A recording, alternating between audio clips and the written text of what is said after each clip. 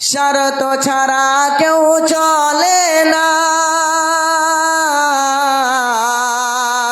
মনের ব্যথা কেউ বোঝে না। শরত ছাড়া কেউ চলে না, মনের ব্যথা কেউ বোঝে না। কারো দুঃখ দেখলে আবার করে দুঃখের অভিনয়। এ দুনিয়ার মানুষগুলো কেউ তো কারো নয় গো, এ দুনিয়ার মানুষগুলো কেউ তো কারো নয়। একলা জীবন একলা মরণ, একলা থাকতে কিসের ভয়। এ দুনিয়ার মানুষগুলো কেউ তো কারো নয় গো, এ দুনিয়ার মানুষগুলো কেউ তো কারো নয়। যে বুঝবে তোমার মনের কথা, মুছে দেবে সকল ব্যথা। যে বুঝবে তোমার মনের কথা, মুছে দেবে সকল ব্যথা। সেই আল্লাহর সাথে বলবে কথা, সেই আল্লাহর সাথে বলবে কথা, থাকবে না আর কোনো ভয়। এ দুনিয়ার মানুষগুলো কেউ তো কারো নয়, এ দুনিয়ার মানুষগুলো কেউ তো কারো নয়। একলা জীবন একলা মরণ, একলা থাকতে কিসের ভয়। এ দুনিয়ার মানুষগুলো কেউ তো কারো নয়।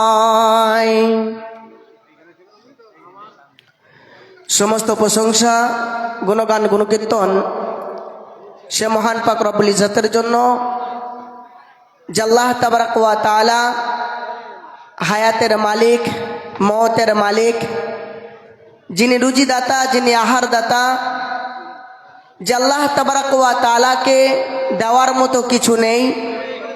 তবে যদি তার নামাক হালালি করি, নামাক হারামি যদি না করি, আল্লাহ তাবারাক ওয়া তাআলা এতেই খুশি হয়ে যান। তাই সে আল্লাহ তাবারাক ওয়া তাআলাকে খুশি করার উদ্দেশ্যে একবার মুহাব্বতের সাথে বলে নি আলহামদুলিল্লাহ। দরুদ এবং সালাম বর্ষিত হোক নবী মুহাম্মদ রাসূলুল্লাহ সাল্লাল্লাহু আলাইহি ওয়াসাল্লামের উপরে। মাননীয় সুধী, মাননীয় শ্রদ্ধেয় সম্মানিত যোগ্যতম সভাপতি মহাশয়, উলামায়ে দ্বীন, হাফেজে কুরআন, গ্রাম ও ভিন্ন গ্রাম থেকে দ্বীনের দরদ বুকে নিয়ে আগত আমার প্রাণের ভাই এবং বাবাজিরা, এবং পর্দার আড়ালের আমার মা ও বোনেরা, মাননীয় মুসলিম সমাজ, আপনারা যখনই মজলিসটাকে ভেঙে দিয়েছেন, সঙ্গে সঙ্গে আমার বক্তৃতার মানসিকতাও আপনারা ভেঙে দিয়েছেন। সামনে মানুষ না থাকলে বক্তৃতা দিতে ভালো লাগে না, এটা সকলেই জানে। তাই যারা এদিক ওদিক ছড়িয়ে ছিটিয়ে আছেন, আল্লাহর ওয়াস্তে আপনাদেরকে বলছি, আপনারা বসুন। এ যা মজলিস এখন হয়ে আছে, যদি আপনারা প্রধান বক্তা পর্যন্ত যদি যান, তো দেখা যাবে যে ওই ব্যক্তি থাকবে যার চটের উপরে আপনি বসে আছেন। তাছাড়া বাদবাকি সবাই বাড়ি চলে যাবে। যাদের পেটের খিদা আছে তারা চলে গেছে খাবার খাওয়ার জন্য, আর যে লোক কটার ইলমের খিদা আছে সেই লোক কটা এখানে বসে আছে। তাই আপনাদের কাছে আমি একান্তভাবে অনুরোধ রাখছি, আপনারা একটু আল্লাহর ওয়াস্তে আপনারা বসে যান। প্রচণ্ডভাবে আপনারা খাবারের জায়গাতে ভিড় করেছেন, আপনারা বসুন, আস্তে আস্তে খাবেন। কমিটি আপনাদের জন্য অনেক খাবারের আয়োজন করেছে, ইনশাআল্লাহ খাবার শেষ হবে না, দুইবার করে খেতে পারবেন। তাই যারা এদিক ওদিক ঘোরাফেরা করছেন, এদিক ওদিক ঘোরাফেরা না করে আপনারা মজলিসের সামনে এসে বসুন। কারণ বাড়ি থেকে এসেছেন আপনারা জালসা শুনবো বলে এদিক ওদিক ঘোরাফেরা না করে আপনারা সামনে এসে বসুন, এটাই আপনাদের কাছে অনুরোধ। মাননীয় সুধী, আজ আমি আপনাদের সামনে যে বিষয়টি নিয়ে আলোচনা করব বলে ইচ্ছা রেখেছি, সে বিষয়টি হচ্ছে ইনফাক ফি সাবিলিল্লাহ, অর্থাৎ আল্লাহ তাবারাক ওয়া তাআলার রাস্তায় দান করা সম্বন্ধে দু চারটে কথা আলোচনা করে আমি আমার বক্তৃতাকে ইতি করব ইনশাআল্লাহ। ওমা তৌফিক ইল্লা বিল্লাহ। আল্লাহর কাছে দোয়া করি, হে প্রভু দয়াময়, তুমি আমাকে ঠিকভাবে বলার এবং শ্রোতাদেরকে ঠিকভাবে শোনার এবং উভয়কে আমল করার তৌফিক দান করেন, আমিন।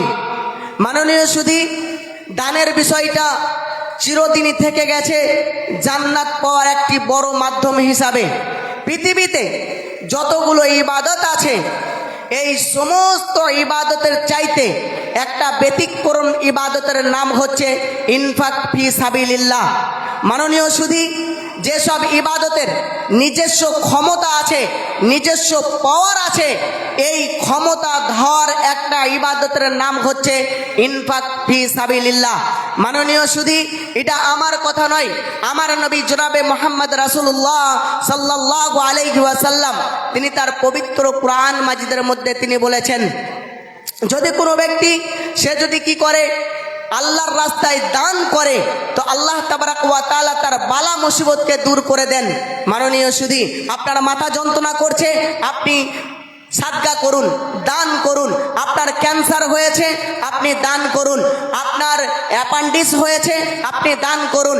আল্লাহ তাবারাক ওয়া তাআলার নবী বলছেন যে বালাকে দূর করে দেয়, মুসিবতকে দূর করে দেয়, সেটা হচ্ছে আপনার দান। মাননীয় সুধী, তাই আপনারা 70 বছর পরে আপনাদের ক্ষুদ্র ক্ষুদ্র দানে আজ আপনাদেরকে ফসল আজ আপনারা নিজ চোখে দেখলেন।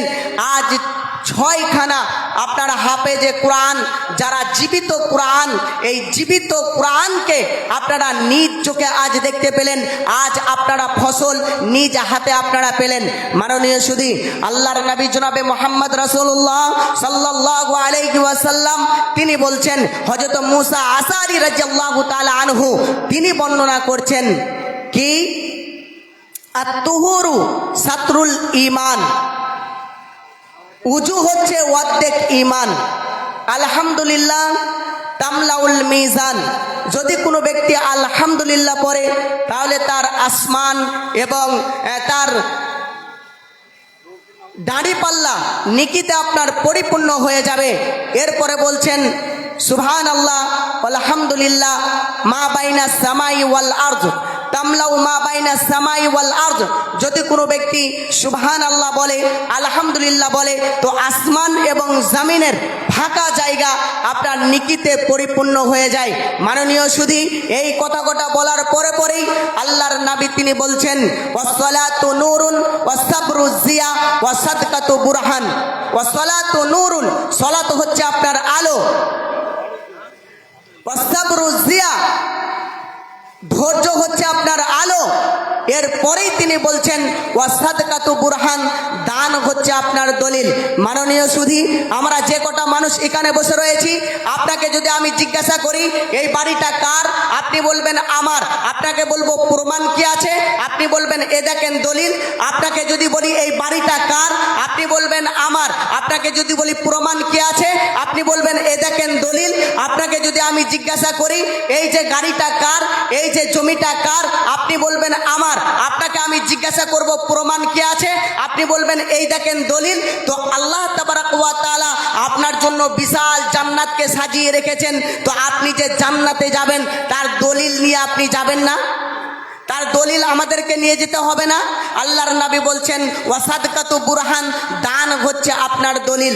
মাননীয় সুধী, এ ব্যাপারে আল্লাহ তাবারাক ওয়া তাআলা তিনি কি বলছেন, বিসমিল্লাহির রহমানির রহিম, তাতাজাফা জুনুবুহুম আনিল মাজাজি'i ইয়াদউনা রাব্বাহুম খাওফান ওয়া তামা'আন ওয়া মিম্মা রাযাকনাহুম